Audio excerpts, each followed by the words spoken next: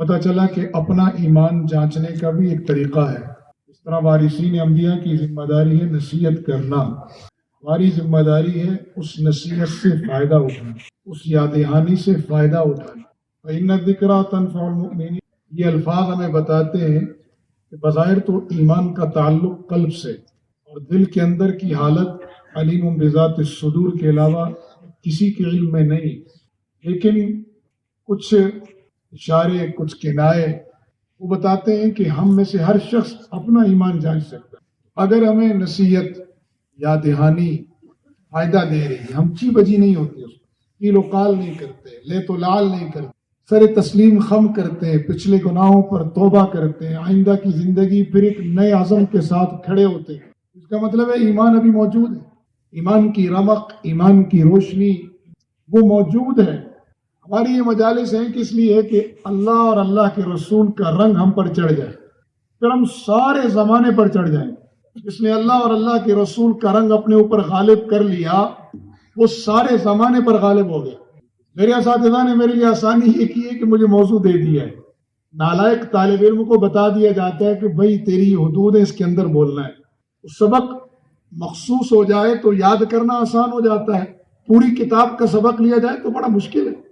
اس لیے مجھے تو ایک مخصوص سبق دیا گیا ہے، میں اسی سبق پر عرض کروں گا. آسان نسخہ ہے، ہم نے اپنے اس جسم پر اللہ اور اللہ کے رسول اور اس کے دین کا رنگ غالب کرنا ہے، ساری دنیا پر ہم غالب آ جائیں. جگر مراد آبادی، ان کی توبہ بھی بڑی عجیب ہے اور ان کی شاعری بھی بڑی عجیب ہے. وہ فرماتے ہیں کہ میرا کمال عشق بس اتنا ہے اے جگر، میرا کمال عشق بس اتنا ہے اے جگر، وہ مجھ پر چھا گئے میں زمانے پر چھا گیا. بس ہم نے یہ کرنا ہے. اسی لیے تو یہ ہے کہ اللہ والوں کی صحبت سے اللہ والوں کا رنگ ہم پر چڑھ جائے. اور اللہ والوں پر رنگ کون سا ہے؟ صبغۃ اللہ. اور اس سے بہتر رنگ ہے کوئی نہیں. ومن احسن من اللہ صبغۃ. اور جس پر اللہ کا رنگ چڑھتا ہے اس کی پہلی نشانی یہ کہ نحن لہ عابدون، بندگی اس پر غالب ہو جاتی ہے. میری زندگی تیری بندگی، تیری بندگی میری زندگی. یہ زندگی ہے اسی لیے کہ اس کی بندگی کی جائے. اور تیری بندگی میری زندگی، تیری بندگی ہی میری زندگی کا کل حاصل ہے. اگر تیری بندگی میری زندگی میں نہیں ہے تو یہ زندگی تو سراسر خسارے میں ہے. اور میری زندگی میں تیری بندگی نہیں ہے تو یہ بندگی کیسی ہے؟ میرے لیے تو یہی فخر اور اعزاز کافی ہے کہ اللہ میرا رب ہے. اس سے بڑا اعزاز انسان کے لیے کیا ہوگا کہ کل کائنات کا مالک اس کا پروردگار ہے. پھر سعادتوں کا مجموعہ مل گیا. رسول اللہ صلی اللہ علیہ وسلم کی امتی ہیں، خوش بختیوں کے دروازے کھل گئے ہم پر کہ قرآن ہمارے لیے کتاب ہدایت ہے. اس کے بعد بچنا کیا ہے ہمارے پاس؟ ہم نے بس صرف اتنا کرنا ہے کہ ان مجالس کی صحبت کا رنگ اپنے اوپر چڑھانا ہے. بس جس وقت وہ رنگ ہم پر چڑھ گیا بس کل کائنات پر ہم چھا جائیں. کیا کیا صحابہ نے؟ رسول اللہ صلی اللہ علیہ وسلم کی صحبت سے رسول اللہ کا رنگ اپنے اوپر چڑھایا. اللہ کا حکم، رسول اللہ کا طریقہ، قرآن کتاب ہدایت، یہ رنگ انہوں نے اپنے اوپر غالب کیے. سارا زمانہ ان کے آگے مغلوب ہو گیا. میرا کمال عشق بس اتنا ہے جگر، وہ مجھ پر چھا گئے میں زمانے پر چھا گیا. اور یہ ایک قدم ہے بس اٹھا کے ایسے رکھنا ہے. اگلا قدم تو وہی ہے. پہلا قدم مشکل ہے. بس پھر تو دیوانگی کا وہ عالم ہوگا کہ ہم خود نہیں دیوانے ہوں گے، خلق بھی دیوانی ہوگی.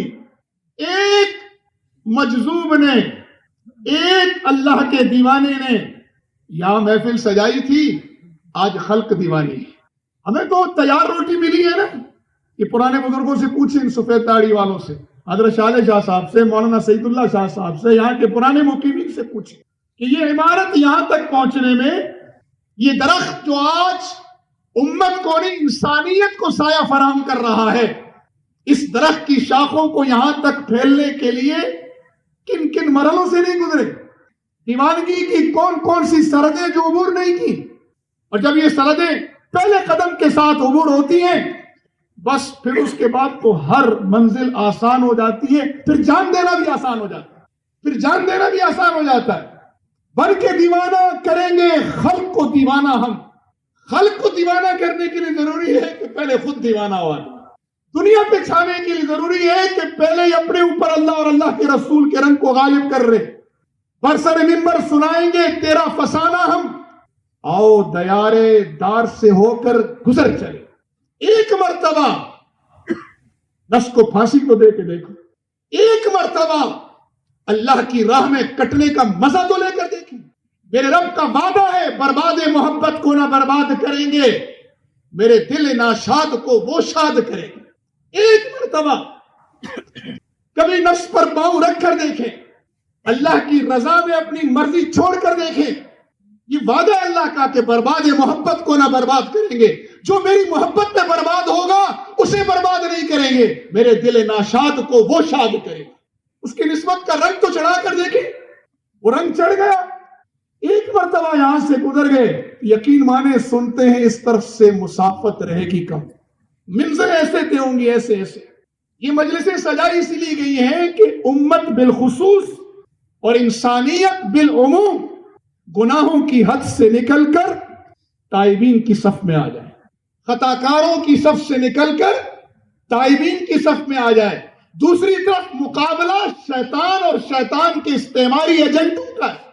ان کی پوری کوشش ہے کہ انسانیت کو خطاکاروں کی صف سے نکال کر مجاہرین یعنی اللہ کے باغیوں کی صف میں کھڑا کر دیا. یہ جنگ ہے. بس اس جنگ میں ہم نے ہارنا نہیں ہے. اتنی سی جنگ ہے. رحمان اور رحمان کے بندوں کی پوری دعوت یہی ہے، رحمان کے بندوں کی، کہ خطاکاروں کی صف سے نکلو، توابین کی صف میں آ جاؤ. دوسری طرف شیطان کے پجاریوں کی، استعمار کے عالمی ایجنٹوں کی، دجالی طاقتوں اور ان کے پیروکاروں کی پوری کوشش یہی ہے کہ انسانیت کو خطاکاروں کی صف سے اٹھائیں اور اللہ کے باغیوں کی صف میں لا کے کھڑا کریں. چنانچہ اس کے لیے کوشش ہو رہی ہے. رحمان کے بندوں کی یہ کوشش ہو رہی ہے اور دجال کے پیروکار وہ کوشش ہے. رحمان کے بندے انسانیت کو جوڑ رہے ہیں. یار اغوا ہو گئی تم لوگ. سب سے بڑا احسان اس وقت انسانیت پر یہ ہے، بچہ ماں سے دور ہو جائے. لاوارث بچوں کو لوگ بڑا اچھا کھلاتے ہیں. ہمارے ہاں کشمیر میں ایک ادارہ یتیموں کو پالتا ہے، بہت اعلیٰ درجے کی خدمت کرتا ہے. میں جب اس ادارے میں گیا میں حیران رہ گیا کہ ہمارے کراچی میں ڈیفنس کے بچوں کو شاید وہ سہولیات میسر نہیں ہے. میں مبالغہ نہیں کر رہا، جو وہاں ان لاوارث اور یتیم بچوں کو میسر ہے. لیکن میں آپ سے پوچھتا ہوں، اپنے ایمان سے بتانا، انسانیت کی خدمت ہے اللہ کی قسم کوئی شک نہیں. یتیم کی کفالت کرنے والا میرے نبی علیہ السلام نے فرمایا اس سے. یہ میرا موضوع نہیں، اس لیے میں آگے جا رہا ہوں. صرف یہ جملہ اس لیے عرض کر رہا ہوں کہ لوگ مفہوم مخالف لے لیتے ہیں کہ یار یہ علماء خدمت خلق کے قائل نہیں ہے کیا. نہ بھائی، جس میخانے سے میں نے پیے نا، اس میخانے کا تو اصل سبق یہی ہے کہ دین کا ہر شعبہ تیرا شعبہ ہے. یہ پورے کا پورا دین تمہارا ہے اور تم اس دین کے ہو. بس ہمیں تو یہاں سے اس میخانے سے سبق یہی گٹی میں ڈالا جاتا ہے پہلے دن سے. یہاں ساری جغرافیائی، نسلی، شعبے کی ہر قسم کی تقسیم ختم کر کے یہاں رسول اللہ صلی اللہ علیہ وسلم کے کلمے اور اس کلمے کے تقاضوں کے ساتھ جوڑا جاتا ہے. ورنہ ہم بھی بڑے مسلک پرست تھے 2002 میں، ہمیں بھی بڑا جوش آتا تھا نسلی نعروں پر. اتنی شاندار خدمت ہے وہاں پر کہ انسان حیران ہوتا ہے. لیکن آپ سے پوچھتا ہوں، بچہ اغوا ہو جائے، کوئی اس کو اچھے کپڑے پہنائے، خدمت ہے. کھانا کھلائے، خدمت ہے. اسے پڑھائے، خدمت ہے. لیکن اصل ہمدردی اس بچے سے کیا ہے؟ اسے اس کے اغوا شدہ بچے کو اس کے ماں باپ سے ملا. آپ سونے کا نوالہ کھلائیں، آپ ریشم کے کپڑے پہنائیں، آپ اسے عالی شان بستروں پر سلائیں، لیکن آپ اسے ماں کی گود کی محبت کی گرمی نہیں دے سکتے. باپ کے ہاتھ کی شفقت میں جو لطف ہے نا وہ آپ نہیں دے سکتے. وہ آپ کو دیا ہی نہیں، اللہ وہ دیا ہی نہیں. ساری کائنات کی راحتیں دے سکتے ہیں آپ، ماں کی آغوش کی گرمی اور باپ کے ہاتھ کی حفاظت کا سایہ یہ کائنات میں کوئی نہیں دے سکتا. پوری کائنات شیطان اور شیطان کے پجاریوں کے ہاتھوں اغوا ہو رہی ہے، اغوا کیا جا رہا ہے. سب سے بڑی انسانیت کے ساتھ اس وقت ہمدردی، رحم یہ ہے کہ انسانیت کو اس کے اصل محبت کرنے والے اس کے رب سے ملا دیا جائے. ساری خدمتیں انسانیت کی، کنویں کھودنا خدمت، سیاست خدمت، شادیاں کرانا خدمت، جو چاہے انسانیت کی جو خدمت لے لو۔ ہم نے تو یہاں سے یہ سبق پڑھا ہے کہ قرآن کے موضوعات ہر مختلف لحاظ سے تقسیم ہے، کہیں توحید رسالت آخرت کے لحاظ سے تقسیم ہے۔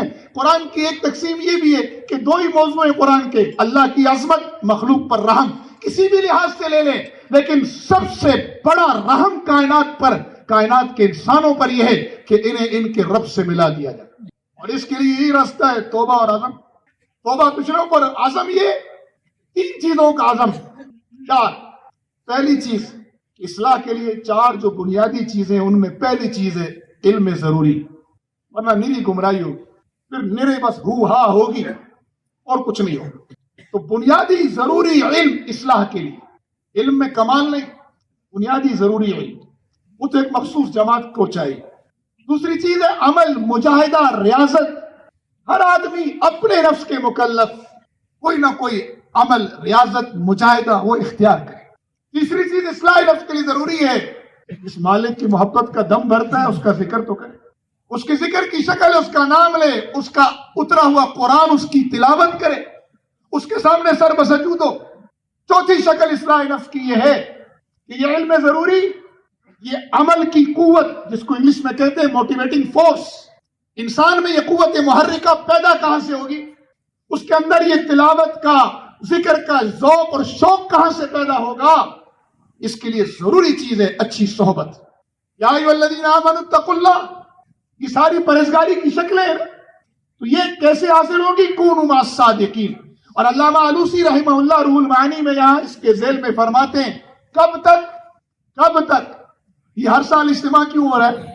یہ کوئی طاقت شو کی جا رہی ہے؟ یہ جو پورے ملک میں اجتماعات کی شکل بنائی جاتی ہے یہ کیوں ہو رہا ہے؟ مجالس ذکر منعقد کی جا رہی ہے، کیوں ہو رہا ہے؟ علامہ آلوسی فرماتے ہیں اس وقت تک صحبت میں رہنا ہے، جڑے رہنا ہے۔ کب تک؟ خالطوہم ای لتکونوا مثلہم، اس وقت تک جڑے رہو جب تک تم ان جیسے نہیں ہو جاتے۔ پر رنگ چڑھ جائے، جب اللہ کا رنگ چڑھتا ہے سارے رنگ اتر جاتے ہیں، اور وہ رنگ اتنا با کمال چڑھتا ہے کہ بلال حبشی کے کالے رنگ پر چڑھتا ہے، خدا کی قسم قدم زمین پر ہوتے ہیں، آواز اوپر آتی ہے۔